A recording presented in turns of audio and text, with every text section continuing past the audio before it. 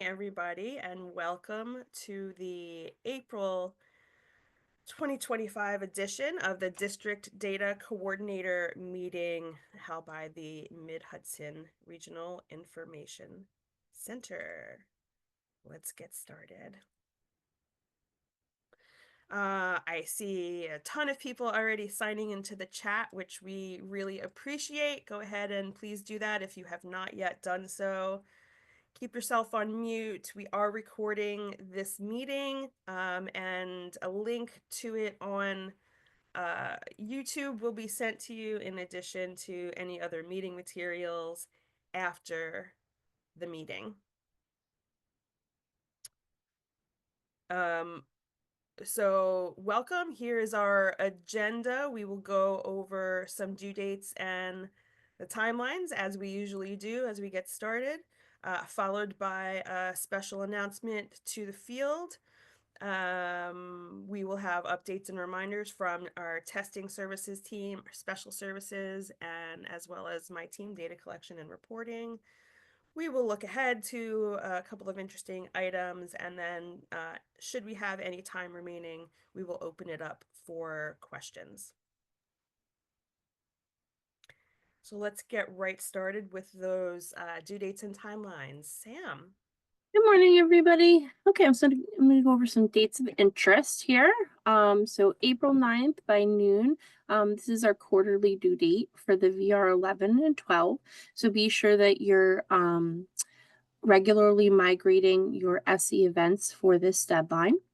April 23rd, and I'm going to skip down to May 28th by noon. Those are our monthly due dates for demographics, enrollment programs, day calendar, and student attendance. So as long as you're migrating bi-weekly at least, it'll help your LEA meet this deadline. And then going back to May 14th by noon, we have our final teacher out of certification data that's due. That's our big due date. Michelle's going to speak to this a little bit later on today, but it's important because your teachers teaching out of certification, they do show on that public New York State report card. So you should be absolutely reviewing this, resolving any that you can on your SIRS 328 to prepare. And also on May 28th by noon, there's another deadline, which is the summer EBT. Now, this is the initial data pull. So you want to check that your student demographics, that they have the correct address and phone number, especially because State Ed does some outreach for that if needed. You want to make sure that your migrant indicators, their enrollment, their FERPL data, if they're homeless or foster care, because those students do get free lunch. You want to make sure those programs are accurate. So that'll ensure that students that should be receiving summer EBT benefits are going to absolutely get those.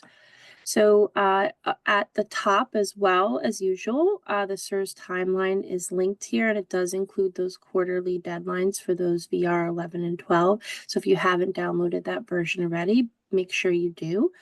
And we have also included the Gantt chart, which we have renamed as the roadmap to help you stay on track through the year. So I'm going to pass it over to Helen to speak a little bit more about the roadmap.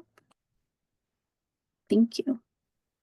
Thanks, Sam. I just wanted to bring your attention to this.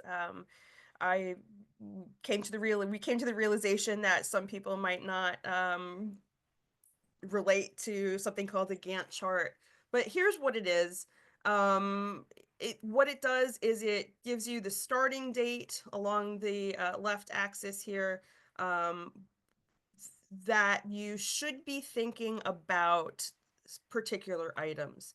So this is not a live image. This is just a screenshot. But when you're in the actual file, you'll be able to hover over each one of these items, see what it is you should be looking at, when you should be looking at it. And if you look at this little today indicator, this blue line here indicates whatever today is. So the chart scrolls left and right, so you can see things that have happened perhaps in the distant past. You can scroll all the way to the right to see things that are going to be happening in the future and what you're going to need to start thinking about. And when you should start thinking about them. So this is a really great tool for you to use if you don't know what you should be doing. A lot of DDCs are like, well, what should I be doing this time of year, whatever this time of year is. And so think of this as more of a timeline in motion. It'll tell you what's coming up, what's just passed, and what you should be thinking about for the upcoming future. When you access this, you may have access to these up here where it says today. If you click on today, it centers everything for you. So your today is right in the middle, so you can see an equal size past and future. And then if you click on settings, I don't know if this is going to be available to everyone, but if anyone's interested, you can test it out. Click on settings, and when you click on settings, it opens up these whole other menus, and you can change views on how you look at this. So if that doesn't work for you because you're not the editor of this file, then you want to see a particular view, just let us know, let me know, and we'd be happy to create that view for you and send you at very least a screenshot of it. But you do have access to this. Okay, so moving on to the next thing, just bear with me for one more moment here. Okay. I'm glad everyone got a laugh. And let's move on to updates and reminders. Starting with special services, Sarah Liner, are you with us? Yes, I am here. Hold on. There's my video. So good morning, everybody. I just have one update for you today, so I'm going to make this brief. This was a change that occurred in Frontline IEP, and the update was to the process log. The process log is where your special ed office, they input all the entries relating to the special ed process of these students. There is an entry called transfer student entered, and this has been updated to now record and report the start of the disability type, that program fact disability type extract. So for example, you have a student, they move into your district today, your office has put in April 1st as their transfer student enter date. That means that type of disability record will start reporting today. If I could have the next little bit, please. Thank you. Some things that are important to note for you guys. This will report to level 0. Therefore, this has to match whatever is recorded in your student management system as their start date. So if registrar has put in a different date than the special ed office, you're going to get an error in level 0 stating that there is a mismatch. So we do want to stay in communication with each other to make sure that all of these dates match as it's now reporting from this new transfer student entered update. If no date has been entered, the record will just start reporting on 7/1 or when the document reports. So do keep that in mind as well if you're looking for a specific date. If the entry was not entered, it's not going to appear. And that was all that I had for you today. Thank you so much. Thank you, Sarah. Let's shift now to our testing services team. And I think today we're going to hear from Mia. Good morning, everyone. So I'm Mia. If you don't know who I am Mia. I'm part of testing with John and Lori, and we have some updates and some one new-ish thing to talk with you about today. All right, so to start, just some assessment updates. Like we've talked about before, NICETEL, we do that export monthly. So if you do a NICETEL, you don't see it right away. It's because we normally do it towards the end of the month. Our June regents, we have started to process those. So if you haven't gotten your spreadsheet and or anything else to us, just make sure you do that. We aim to get those out to you guys starting at the end of April. So it should be just starting that process any day fully now. And then we also have our 3 to 8 standalone testing. The L2 student extract is anticipated to be the end of day on the 18th. So considering break, if you can just have your students migrated to level 1 by noon on April 9th for the extract, so we can make sure everything goes smoothly for that. And then for NYSA, the test administration will close on June 6th. So make sure that you are entering your special circumstances code for any students who do not have to test. And then moving on.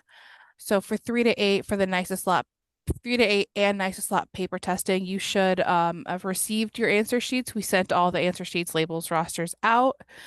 The full paper administration begins on the 29th for ELA 3 and 7.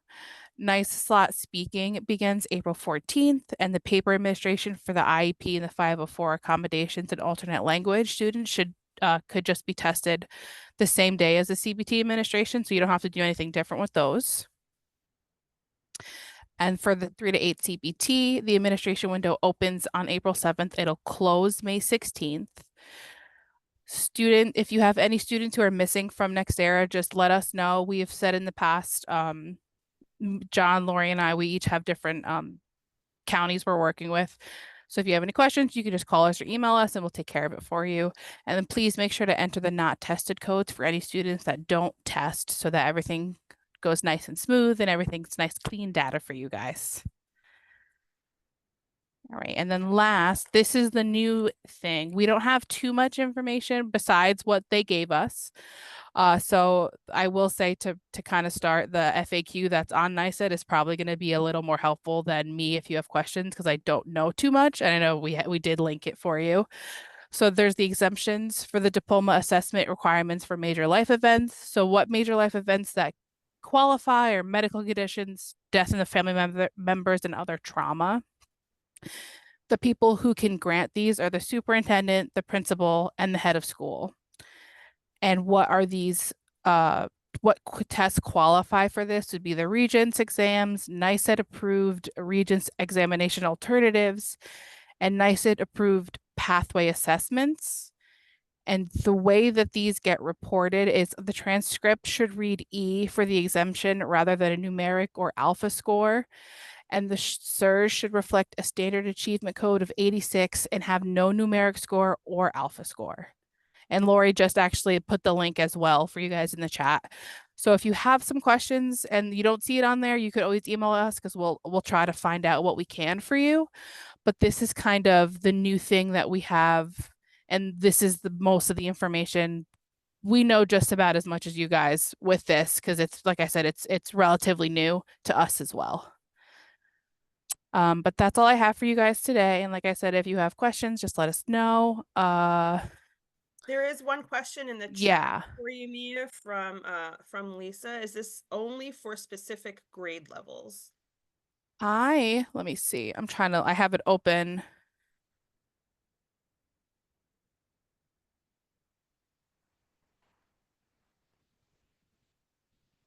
I'm not entirely sure. I would have to look through. It kind of looks like I don't want to like say what my thoughts, because I don't actually know. My guess is it's more for like high school, because it's talking more about like the regents and stuff, and maybe like 8th graders, because like sometimes they do take that exam, but I'm not entirely sure. We Lori would says definitely. for diploma Okay, assessment. great. So Thanks, Lori. I couldn't read fast enough. awesome. Okay. So there's some other questions in there. Would a 9th grader be exempt? My team know these answers.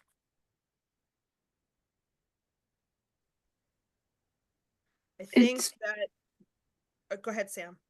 I was going to say, in the FAQ, it speaks to a few different grades, 7, 8, 11, and 12, but it doesn't specifically exclude any. we could always contact data support and get back with y'all. I think I'll that do that.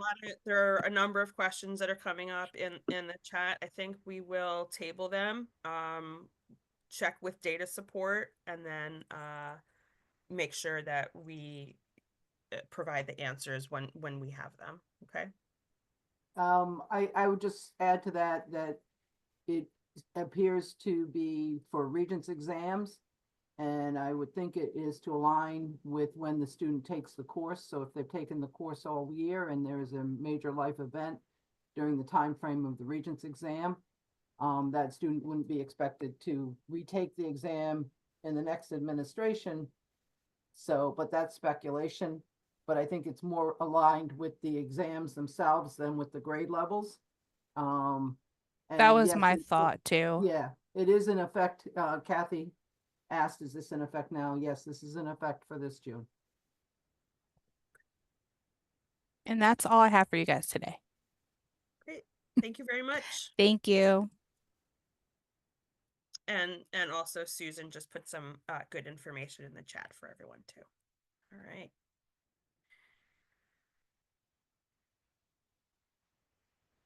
Okay, so if you did come in a little bit late, I just please do encourage you to sign into the chat with your full name and district. This is how we give you credit for having attended a meeting that you said you would attend, and we'll appreciate that from you.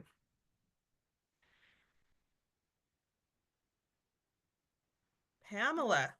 Yes, over to me. As many of you know, we had a little bit of excitement yesterday, not in a good way. And we have had some issues with level 0 lately. State Ed has done some major changes to their networking communication, which has impacted us. And although we apologize for that, we're doing our best to deal with it. And we just want to draw your attention to, it's unrelated to this, but as a course of regular business, when you're going to log in, please refresh your screen and read the login message when logging into level 0, because it may contain urgent information.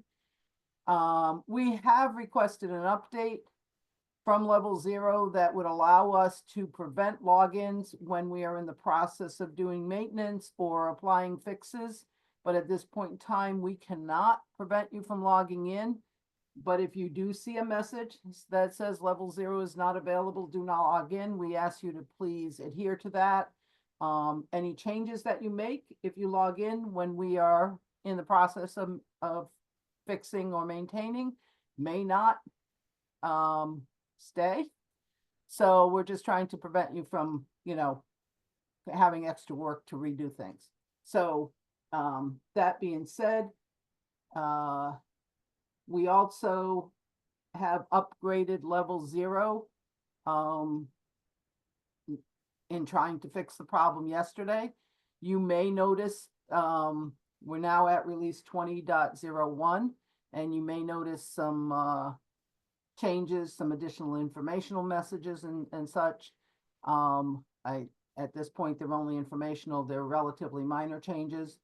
But the major change to 20.01, thanks, Helen, I got out of sync there. The major changes to 20.01 are in the area of staff eval, which we will address at a future meeting since it's not pertinent at this moment.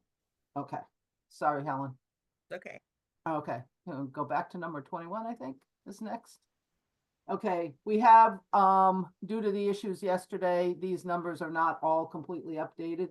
The nicest Q was down to 1, so keep it up. Numbers in the L1C area, those numbers are not updated on the screen, but I can tell you the level 1C errors as of this morning went from 861 down to 472. That's wonderful. And the L1C warning messages went up just a smidge to 12,506. So keep that up. The digital resources number is not able to update this month. I don't anticipate a huge change in that, but we're not going to have any additional focus areas this month as we've been doing in past month. Just please continue to monitor all these areas and to, you know, drive these numbers down as much as possible. Okay. Next.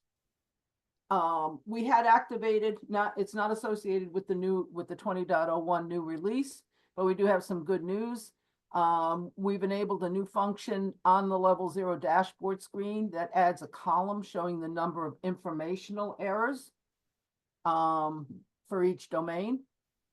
But similar to the count of validation errors, this count will only be updated when you run the report, either individually within the domain or within that area, or with the new option that's on the dashboard that says run all information checks. Since many informational errors also appear on the level 1C report, this will allow you to track those counts without having to run an additional report in the moment. However, keep in mind that although your informational errors and your L1C errors overlap, they are not identical. Some errors appear only as informational and some only appear on the level 1C report. So you still actually do have to do both. But if you run the informational errors here and process them, you should keep your level 1C counts down. So yeah, I think that's all good news. Allow you to capture those errors and correct them as soon as possible. So, all right, now moving on to new topic. We've been getting lots of questions about state course codes recently. So I'd like to take a moment to discuss what determines the state course code that should be used for each course. So repeat after me. The state course code must align with the curriculum being taught. That's the one and only primary rule. As much as we would love to be able to give you a specific answer when you call and ask us what course code you should use, we are not able to answer that question specifically for you because we cannot tell you what the state course code is because we do not know what curriculum is being taught in the classroom.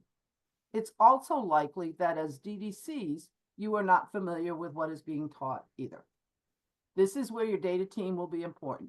You may need to reach out to building administrators or guidance counselors and request that they tell you or update the SMS themselves with the valid state course code. The reason this has been a hot topic lately is due to the transitions to new learning standards and the impact that has had on high school Regents courses and the assessment codes. As we continue to transition over the coming years, this mantra will become very important to keep in mind. The state course code must align with the curriculum being taught. So why does this change? And it's all about the learning standards that New York State periodically adopts. So let's look at an example. The next slide shows, here's a sample of information provided by New York State showing the phased implementation of the transition from the Common Core learning standards in math to the next generation math learning standards. There are similar timelines for science. As DDCs, this may not have come across your desk or your screen, but you can go to SED to review this information if you would like more background. But hopefully I'm going to give you enough information here. Notice, this is not an overnight process. The next gen math learning standards were adopted in 2018. The new learning standards are incorporated into the curriculum starting at the elementary level. The course codes and assessment codes do not change at the elementary level based on the learning standards.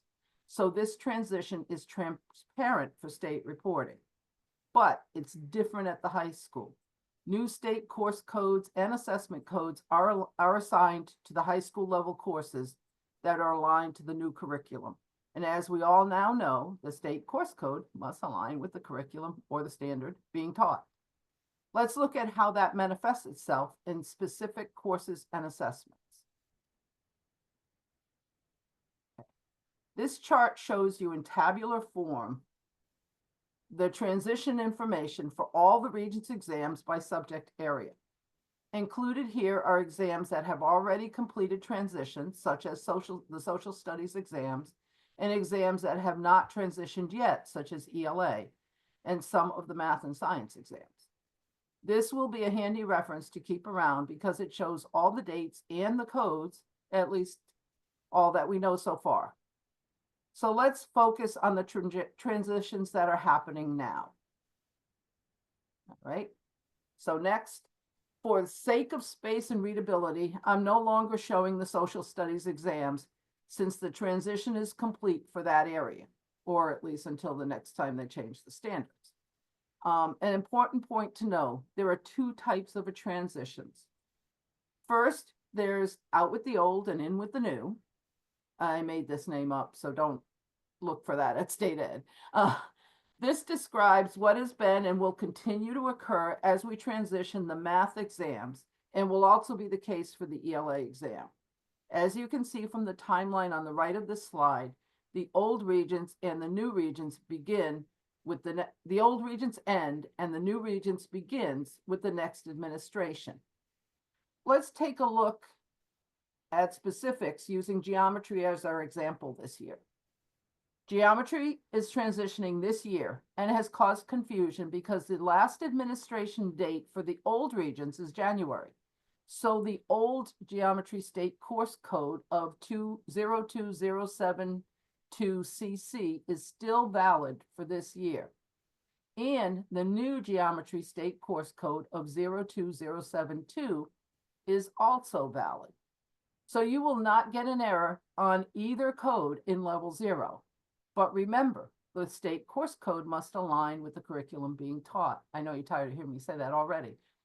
Students taking a full year of geometry for the first time in 2024-25 were taught using the new curriculum and should be in a course aligned with the new state course code of 02072. Because the old course code did not generate an error, some districts did not update the state course code, which has caused some issues and confusions. We have worked with districts to resolve any issues that we're aware of, and are really only presenting this here so that hopefully with better understanding, next year will go more smoothly for you. Notice that for next year, Algebra 2 will transition. We will be in exactly the same situation. The last administration of the Common Core Algebra 2 Regents will be in January, so the old codes will still be valid. And the first administration of the new Algebra 2 Regents, based on the next gen math learning standards, will occur in June, so the new codes will be valid as well. Students taking a full year of Algebra 2 for the first time in 2025-26 will be taught using the new curriculum, because that is the only choice at that point, and should be in a course aligned with the new state course code. While most districts are already well into working on their high school schedules for next year and their course setups, it would be great if you could just log into your SMS right now and update that state course code for your Algebra 2 courses. Unfortunately, we do not have the codes for next year yet, so you'll just have to make a note of it for now. Also remember to check on this year's courses that have transitioned, such as geometry, in case the old codes have already rolled forward into next year, and those you will be able to update at this time. Okay. So let's take just a quick look at how this applies to the science courses. Instead of ending the old exam and then starting a new one, this is more of an overlap or a long drawn out period of transition. The reason for this is because the new learning standards have been determined, it has been determined that they are not as strongly aligned with the prior standards for science as they are for math. So they didn't want to do an out with the old, in with the new. So for the science transition, there will be an overlap period of 4 administrations. This will ensure that students can complete the exam that matches the instruction they have received. Both living environment and earth science, or earth and space science as it will now be called, will have new exams this year. During this transition period, both the old and the new state course codes would be valid. Again, you cannot tell which course code to use because we do not know the curriculum being taught. So contact your building administrators and guidance counselors to get those answers. One area that causes issues for all transitions is for students who were taught the old curriculum and may need to retake the Regents exam in the following year. As long as the Regents exam is still being offered, they should be enrolled in a course linked to the old state course code. And we have just a little bit more on that on the next slide. So based on questions that we've received in trying to work with districts, so here's some other things to keep in mind. The local course name does not matter to SED since they go by the state course code. And oftentimes the names of the courses in the SCED manual does not align with what local districts call the course anyway. For example, we've been dealing with living environment and biology course differentiation forever, I think. Okay, the second point is, although not required, it may be a good practice to set up local course names with indicators of the curriculum being taught. For example, using CC for Common Core curriculum and F or NF for the newer social studies curriculum. This will allow you to easily identify the old courses and the new courses when scheduling students during transition years and ensure that the students are enrolled in the correct courses.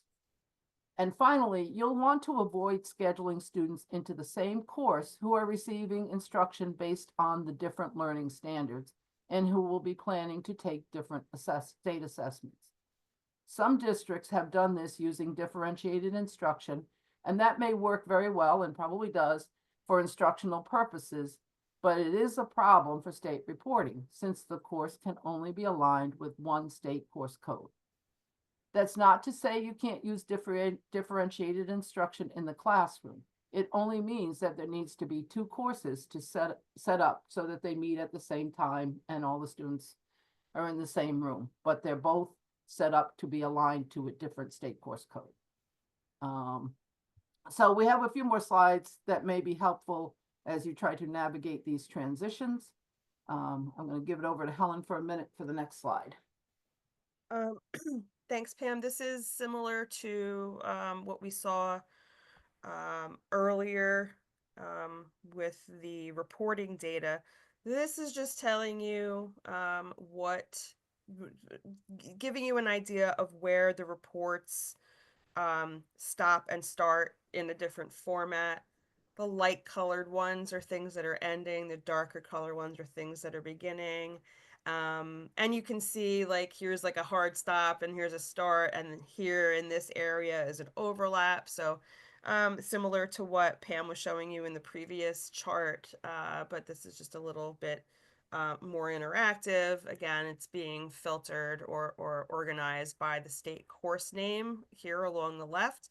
So you can see all these different items for you in comparison to when they're happening. Now, one distinction I want to make on this chart is that just because it tells you that Regents geometry is starting June 1st and going through August 30th, 2030, which is just a dummy date so that we could have them all, running into the distance.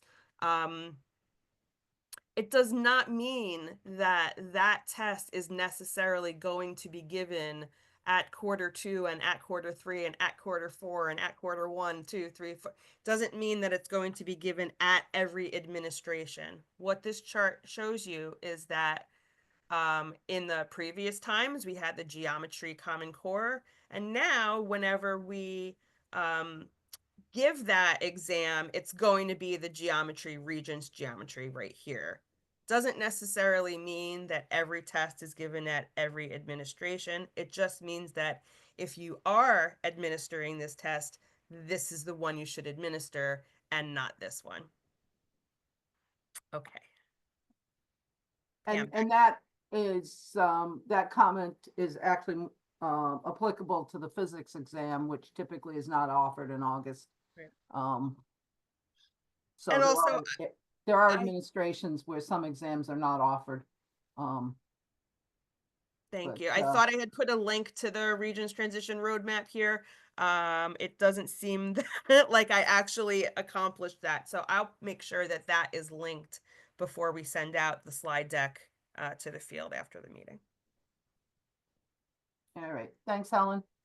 So we're giving you options, whichever representation, sits well with you and helps to communicate the transitions, which are by nature simply complex situations. So the next chart, this is what is provided in tabular form from SED, which shows first administration, last administration, and on the bottom, the reasoning for why there's an overlap in the science. So if that is, sits well in your brain, then, use that one. If not, use one of the other choices. And we have one final choice that a summary of your changes this year, including the associated state course codes. So these are this year's changes. And notice that we've also included here the lab codes. Please notice that the lab codes will remain the same whether your course code is using the old curriculum code or the new ones. So, SED had to throw that twist in there. And while Helen was speaking, I did notice there was a question in the chat. What is the likelihood that curriculum would change mid-year? 0. As I, showed with the standards, those standards are implemented and they start at the elementary level. So essentially when you say like with geometry this year that the students are being taught the new geometry curriculum, essentially they've been being taught the new curriculum since they were in elementary school. And the high school geometry course is now aligning with that curriculum, but they've been being taught that curriculum for several years. There is a situation that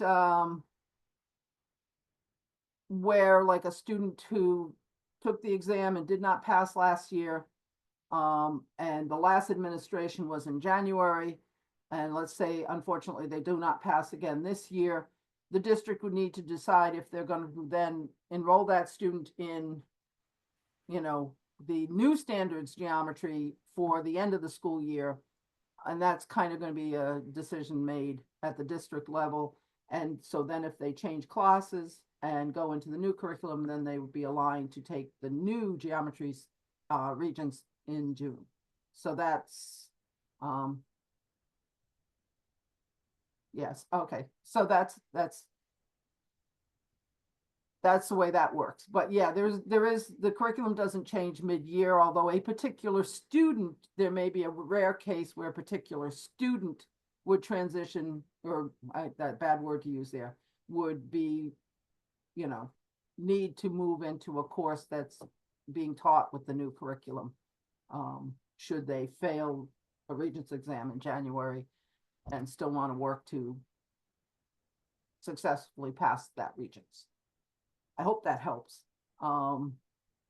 So you have your choice of charts. Please pick one that works best. And as soon as we know those new codes for next year, we will be sending those out, or you'll probably hear about them at the next DDC meeting, hopefully, or the one after. Anyway, either Helen made them all numb with the level 3 RPT reports, or they're just stunned by all this information. But I think we'll move on, and thank you for your attention to that. All right, thank you, Pam, and good morning, everyone. If you look at NICE's reporting timeline, and as Sam spoke about earlier, the out-of-cert data is due May 16th, which means migrated from level 0 by May 14th at noon for us. So that's not too far off. And it can take a bit of effort to verify and update because there are so many moving parts. New level 0 edits put in place over the last couple of years have translated into fewer teachers coming up as not certified, but it's better to be safe, as the saying goes. So please start the process if you have not done so already, and continue to monitor this data up through the deadline. As part of the match process, NICED will perform a match on the last primary teacher assigned to the course section at the time of the pull. So how does this collection work? The short version is that NICED reviews the staff and course data submitted through SIRS, namely staff snapshot and course instructor assignment, along with the teacher certification data, which comes from the Office of Teaching Initiatives, or OTI, to determine which instructors are certified to teach the courses to which they are assigned and which are not. The SIRS 328 will show teachers listed as out of certification when the certified status in the criteria is set to no. The report guide is linked on the slide and will be available when you receive the assets after the meeting.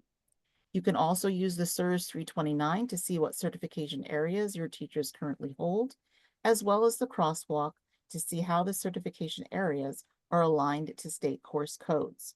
Links to the SIRS 329 report guide and the crosswalk are on the slide as well. And you may ask, why is this collection important? The main reason is that the results end up being reported publicly on data.niced.gov. There is a staff qualifications section on the report card labeled teachers teaching out of their subject or field of certification. For those of you who would like more information about this collection, we've got you covered.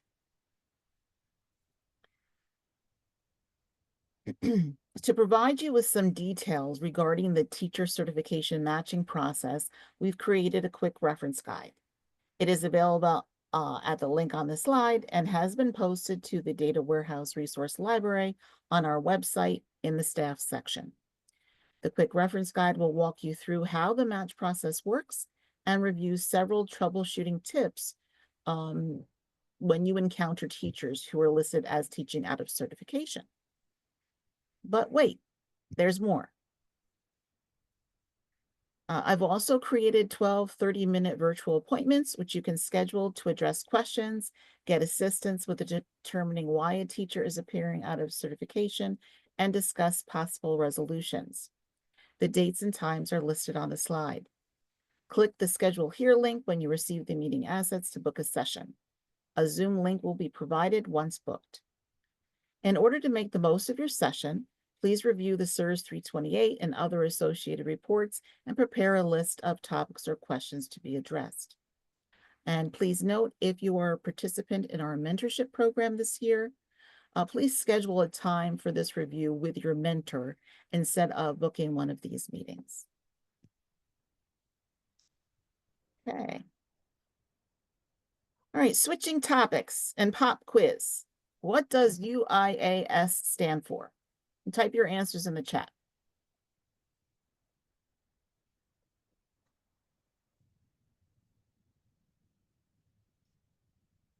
Oh, don't everybody answer at once. Come on, you don't know what UIS stands for? Ooh, that's a good guess. That's close.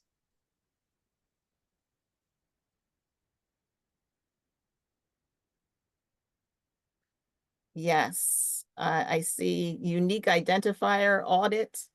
System I'll accept. Summary, they also use, SED also uses that as well. So unique identifier audit summary or system I'll accept. So yes, that is what UIS stands for. I did see another question from Gabby that went back to our last topic. I'll get back to that in just a moment. All right, so when was the last time you reviewed your UIS report? Don't worry, I'm not going to make you type that into the chat. We do recommend that this review take place once a month, and for larger districts with more enrollment changes, twice a month may be better. If you'd like more information about the UIS report, we've released a new 3-part tutorial. The links and QR codes are available on the slide, and the links have also been added to the Data Warehouse Resource Library on our website in the L2RPT section. Module 1 provides you with the basics. What is the report? Where is it located? The report guide, what information is included on the report, etc. Module 2 delves into the report details and discusses use case types and use case subtypes. There are also links to videos describing scenarios for disappearing students, false dropouts, false transfers, and simultaneous enrollments. And finally, Module 3 addresses best practices and approaches for resolving UIAS cases. All right, so I did see a question I wanted to get back I think to. we answered, I think all of us answered, Gabby. Okay, all right, great. Thank you. The Thank only you, point I team. want to make about incidental teachers Mhm. is that that's not incidental for all the courses that they're teaching. They're Right. incidental for a particular course, and it can only, there's limitations on how many courses or the number of Yes. course hours that can be identified as incidental. That is on the quick reference guide, and yes, Yeah. there is a limit to the 6 course sections. Yeah. Yes, course sections. So, All right, thank you, Pam. All right, so if there were no other questions, did we see anything else? Okay, and with that, I'll pass it over to Sam. Thank you. Thanks, Michelle. Okay, so if some of you are on the P20 listserv, you may have already seen this reminder about reviewing your migrant data. So migrants should only be reported to SIRS if the district has received the Certificate of Eligibility, the COE, from the Migrant Education Program. So our Met's office is Mid-Hudson, and we do have their contact information shown here. You may already actually be in contact with them. I know some districts are. So if you believe that you have a migrant that's not on the letter or the certificate, definitely contact the Met's office before reporting it to SIRS. So if you found that you accidentally reported a student as a migrant and they shouldn't be, it can still be corrected. So that's what this review is all about. So you want to confirm the students who are flagged as migrants. Remember, it's only a migrant indicator of yes or no in the demographics field of level 0. So how can you review this, right? So you want to go to the reasonableness report, the SIRS 401, and all of you should be familiar with this, right?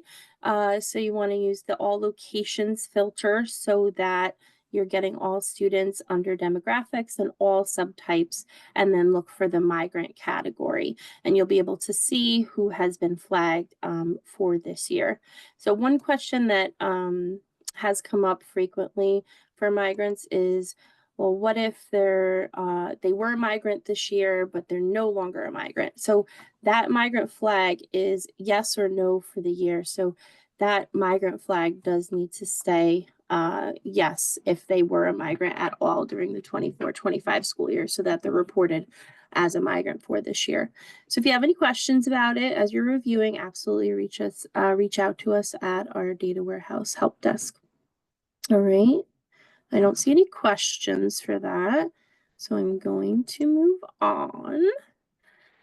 So we are still in the process of revamping our old level 1 report guides, and we're creating new ones. So they are found on our website. You'll notice our under our resource library, there's a level 1 section, and they are also on the testing page. So all of the guides, they do have like a description of what you can expect to see on the report, the breadcrumb trail to find it, what users can access it. So if it's accessible by BOCES, a location user, there are also like level 1 pro tips for, or frequently asked questions, if you will, throughout the guides that come up a lot. So I definitely urge you to check these out. These are the ones that are new for April. You'll notice these are all of the reports that are found in the enrollment folder on level 1, which does also include the enrollment dashboard, because that does have a shortcut in there. So that's that visualization. And then next month, we are going to release some more guides I'm working on for visualizations, and then also the CIA and SCE report that'll help you with some upcoming deadlines. So absolutely stay tuned and look at those.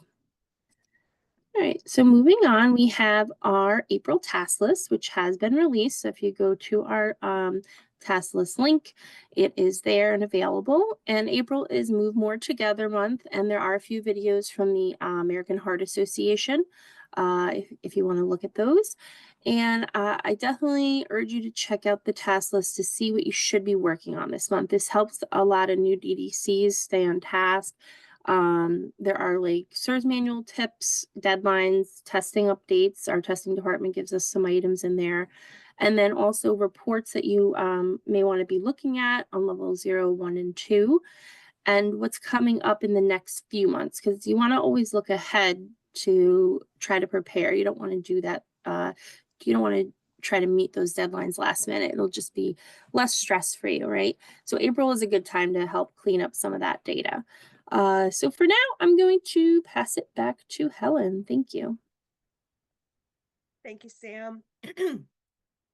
I did notice actually that I don't have a link to the task list on this slide either, and so I will make sure that there is one when we distribute the slide deck. We have made mention this morning of the Data Warehouse Resource Library on the MHRIC website. It is currently organized thusly. If you have ideas about things that you would like to see in our resources, or organization ideas, we would love to hear them from you. As Michelle mentioned, the as Sam mentioned, the level 1 resource guides now our level 1 report guides are under level 1 right here. When you click that open, you will see all the different folders for the level 1 guides, and you can click through each one of them individually. The quick reference guides are scattered about depending upon the topic that they touch on.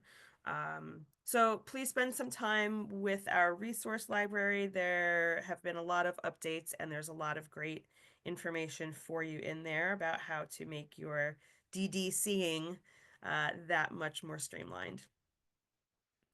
Okay. Let's go ahead and look ahead. I'm sure everyone is subscribed to our monthly newsletter. If not, you can do it right there.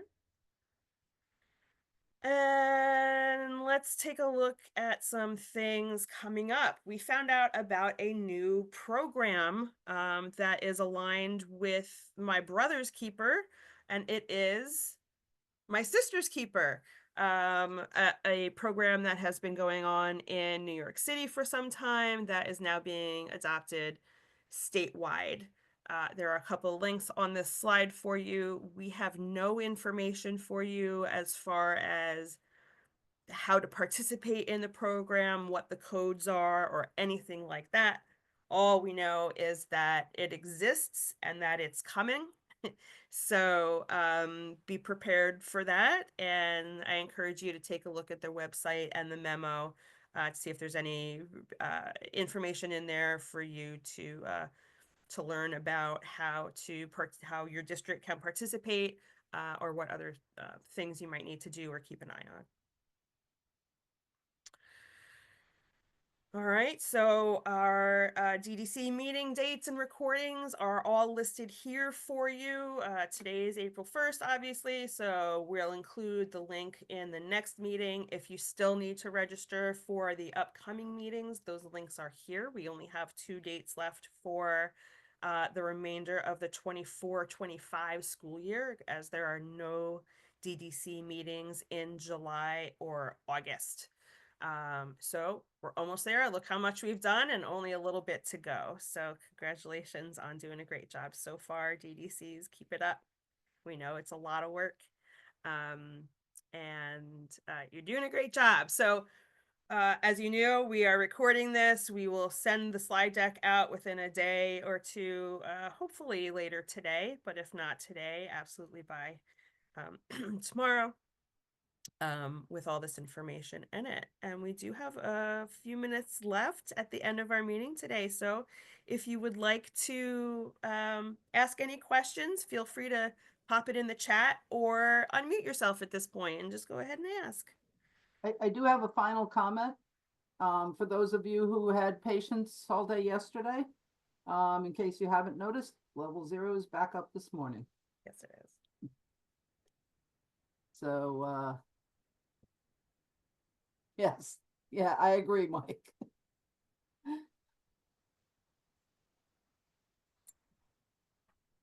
No questions? All right, well, Seeing and hearing no questions, I will then thank you for meeting with us today. Our next meeting is May 6th at 9 a.m. and we do look forward to seeing you then. Thank you so much.